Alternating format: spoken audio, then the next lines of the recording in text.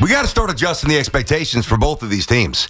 There are massive problems, and it's not, well, they lost a few games, and BT and Sal are going to react and like lunatics and yell and scream. No, we got to fix this because yelling is doing nothing. The Yankees don't hit enough. What a stunner. Another extra inning game. Hey, the Yankee specialty.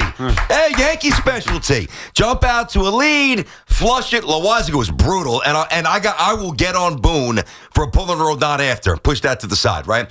So the Yankees do what they seem to always do. They lose a tight game. It's unacceptable just how inept they are and how little they function in these situational late game moments. It's really reflective of I believe who they are. All right, so they don't do that well, and they don't hit enough.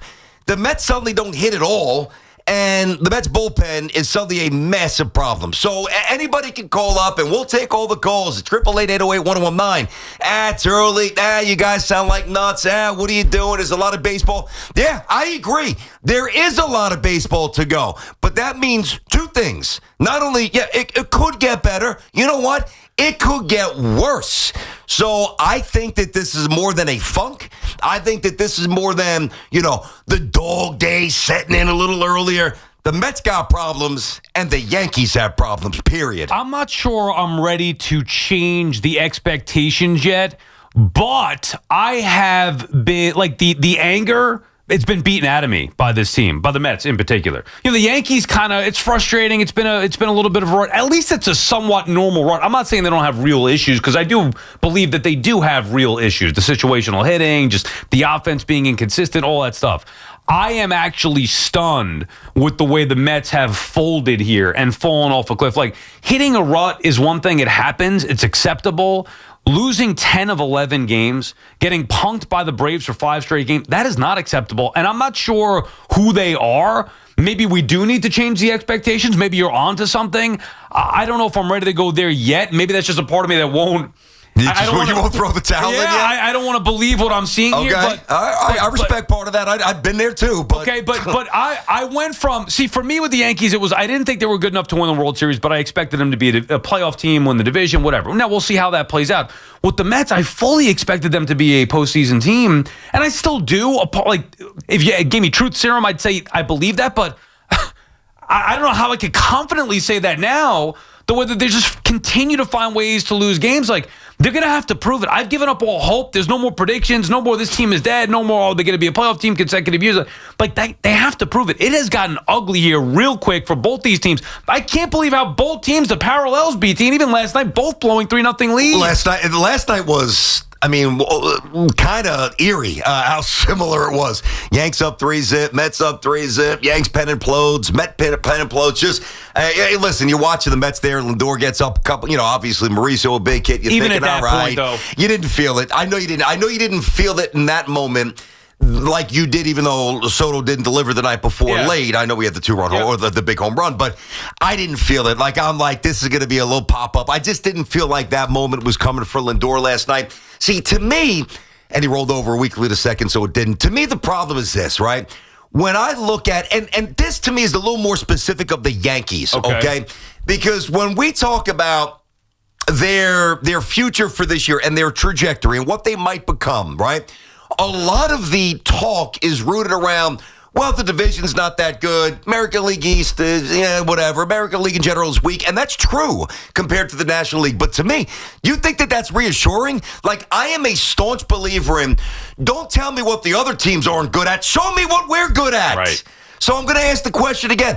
What are the Yankees really, really good at outside of Aaron Judge when he goes bonkers, going bonkers? Can somebody answer that? What is the answer to that question? The pushback would be consistency throughout the seasons, not throughout each individual game. The past, the history? Yes. Don't care about that. Means nothing to me. So I tell you that all the time. Don't care. Don't care about Babe Ruth or Garrick or DiMaggio or any of them. I care about now. I don't live in the past. I don't throw the resume on the table. You know this about your partner. I don't care about the championships. I want to see improvement. Instead, they are just fundamentally broken. Okay. Again. Which I respect and understand and agree. I don't disagree with that. But we did have the same conversation last year. And maybe it was even more so me being like, I just don't think this team is that good. And yet they ended up in the World Series. And forget how it ended. They still got there. So I don't know if I could change the expectation for the Yankees as far as still being a team that can go out there and get to a World Series. And if you get there, who the hell knows? Anything could happen. I still expect Cashman to go out there and make the proper moves. I wouldn't change the expectation on the Yankees just yet when we were having the same exact conversation about this team a year ago. Now, that in itself is a problem. It shouldn't be the same thing. They should be better than where they were a year ago, right? That's what it was supposed to be. Hey, all right, you lost Soto, build a better team around it. More consistency. And instead, we're seeing the same damn thing every single night. It's infuriating. But that's why I can't change the expectation. And as for the Mets, I mean, I don't like. What's your expectation right now of this? I got to tell you, I said yesterday, I said for the first time, it was, first of all, it was getting real. Like separating a struggle from what I believe were and are real issues, some of which very well might become fatal. So yesterday was the first time that I hinted, and I believe this today, not fully, but I think there's a chance the Mets aren't a playoff team. Like an outside chance, but right. There is a chance. We went over the wild card numbers yesterday. You got 2 or 3 teams within 3 games, and even less because they lost last night. You know, the Braves, I like the Braves lineup better. I like the Braves starting staff better. I like the Phillies lineup better. I like the Phillies starting staff better. Like, there's more sure things with both of those teams, not to mention the Dodgers and some other teams that are in the neighborhood of the Mets. Bottom line is, man, if you don't want to adjust the expectations, I get that. That's fine. I am. And when I say we've got to adjust, I am talking directly to Cashman and Stearns. Get off your asses and don't give me a third arm in the bullpen. Don't give me a fourth outfielder. Don't give me a pinch runner. Give us difference makers. But do you think that would even help the Mets at this point? 100%. The Mets have taken on so much water here and have performed so poorly against the Atlanta Braves that what I believe that they were, what I believe that they turned into, building off of last season, adding Juan Soto in the offseason, starting out this year with tremendous pitching, starting out this year with a great record, one of the best teams in baseball, beating the Dodgers, beating the Phillies, it wasn't about they couldn't beat good teams. They were beating everybody.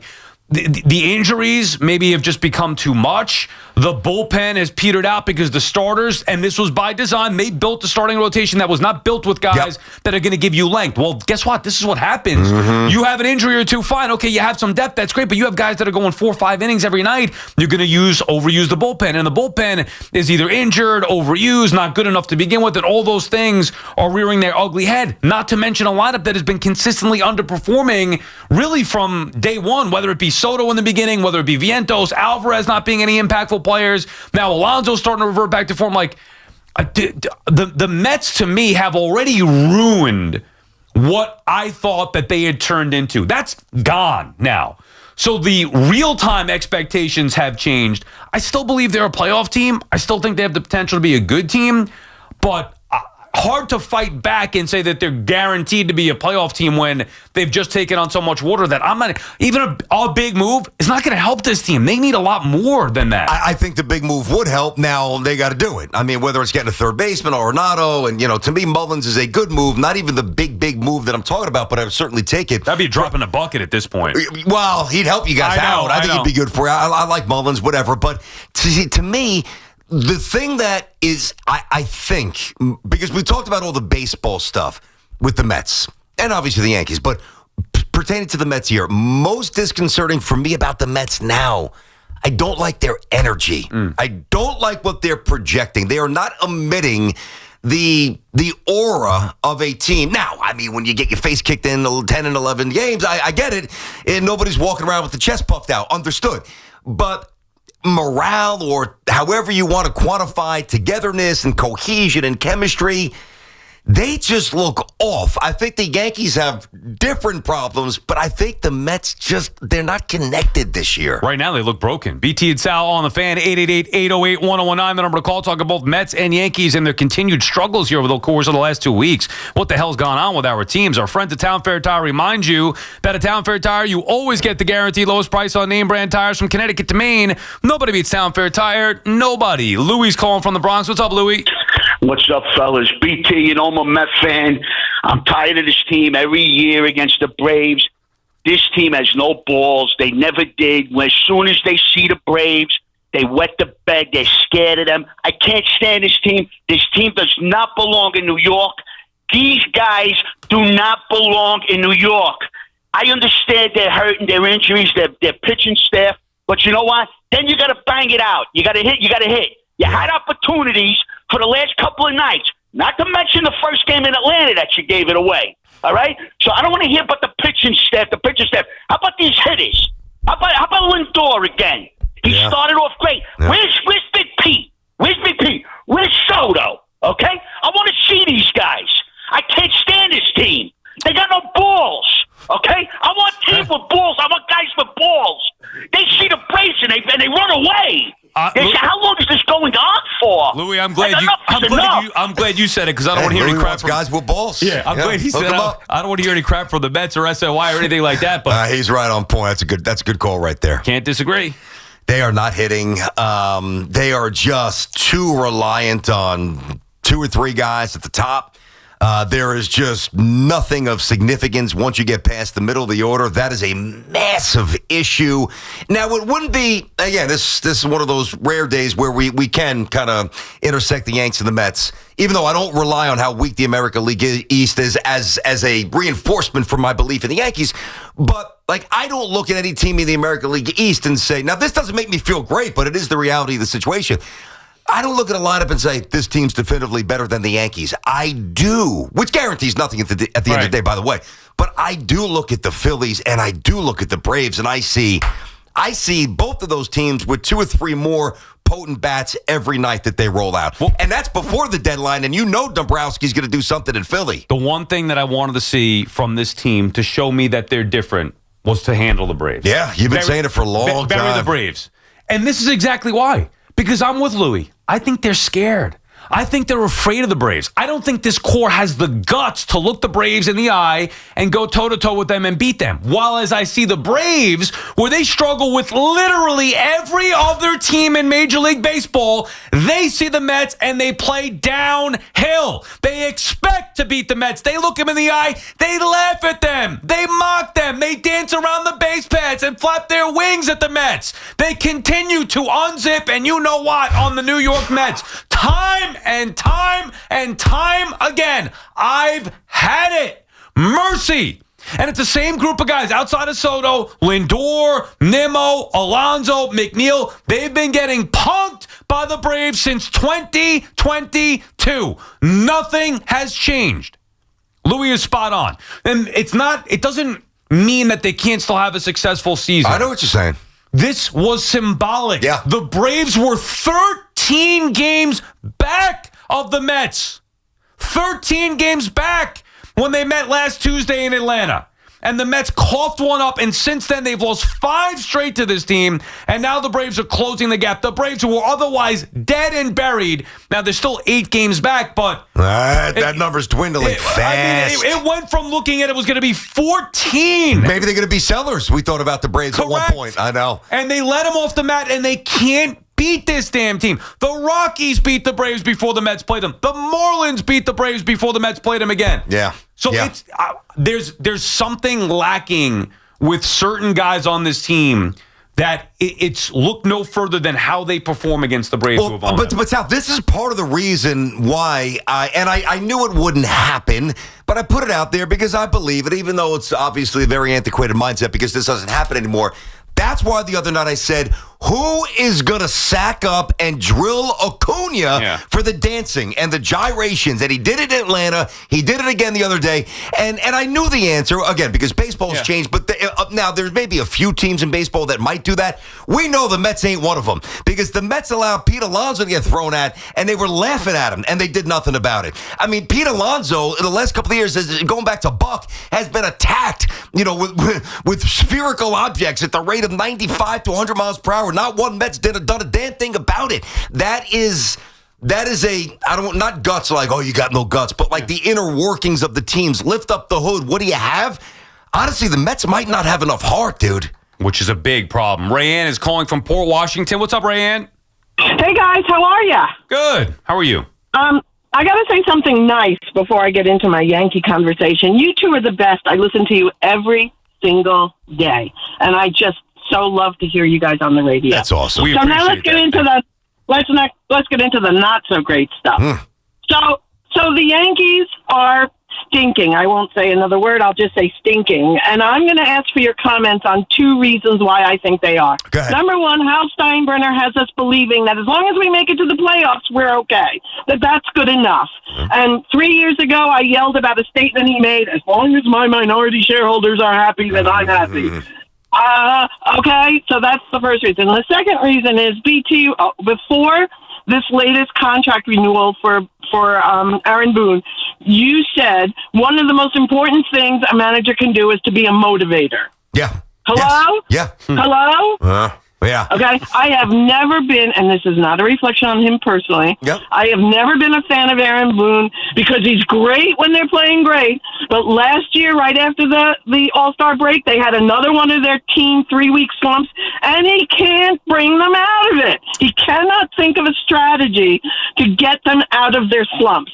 That's not a great manager to me. Fair enough. Let me hear your comments Okay, on now, that. thank you for the call, Rand, and certainly thank you for the kind words. We appreciate that. Here's the deal with the Yankees. I can hit the Yankee angle, like the big picture, Hal, and then a little bit more on Boone. And I was livid when they pulled Rodon in real time last night. I'll tell you why in a minute. But the Yankee angle, to me, not to get into the George Steinbrenner stuff, because that's so old and played out and tired. I don't even want to waste anybody's time with that. We know it's different. But the Yankees used to be possessed by winning. Like, it was their oxygen. The Yankees still want to win, and the Yankees still do a lot to put themselves in a position to win, but it's less than that possessed trait. That's the difference between now and George, okay? Now, there's also a lot of bad with George. That's why I don't want to get into it, but I think everybody knows the difference. Hal's not quite George. He does a lot, not as much as George. Boone. So I think that Boone's greatest strength, all right, is that he keeps things together. He really does. And when you are the manager, especially of the Yankees, I think the Giants need this. I mean, every team needs it, but I think certain teams in our city really need it. The Yankees, the Giants, the Knicks, and the Rangers, everybody else kind of a little bit of a different standard, right or wrong, no disrespect. That's just the way it is based on the history. And when I think Aaron Boone's steadiness is an amazing asset. I really do. Now, I've talked to Aaron about this, all right? I've asked him, like, Skip, I'm curious, like, when Glaber was dogging it or Glaber was in the clouds, did you kick him in the ass? Because I know you never called him out in the press conference. Did you at least get on him behind closed doors? Like, I need to know, we need to know that. And we had a long conversation about it. He said, listen, he said certain players react to certain things. He said, it's not the way it was when we grew up. I said, I got that. I said, but there's a bit of a fine line between just, running the train over somebody's back in the press conference and just saying, we're going to get him tomorrow. I would like to see a little more outward acknowledgement of some shortcomings of players that, from a fundamental perspective, but now I'm not blindly defending Boone, but I have to add this. Most of those dumb players are gone. Glaber's gone. So, like, we can't kick him around. And while the Yankees look wretched for the past 10, 12, 15 days, and their fundamentals are broken, this team is more fundamentally sound. They catch the ball better. I know they've been a circus on the bases the last 2 weeks, but it's not the same as last. If it was, then I would have an even more aggressive tone. I do think this team is more buttoned up, but I do wish Boone was a little more transparent and forceful in terms of lighting guys up. I do. We'll get to the Rodon aspect of it when we come back and continue with your calls on both the Mets and the Yankee struggles. 888-808-1019, BT and Sal on the Fan.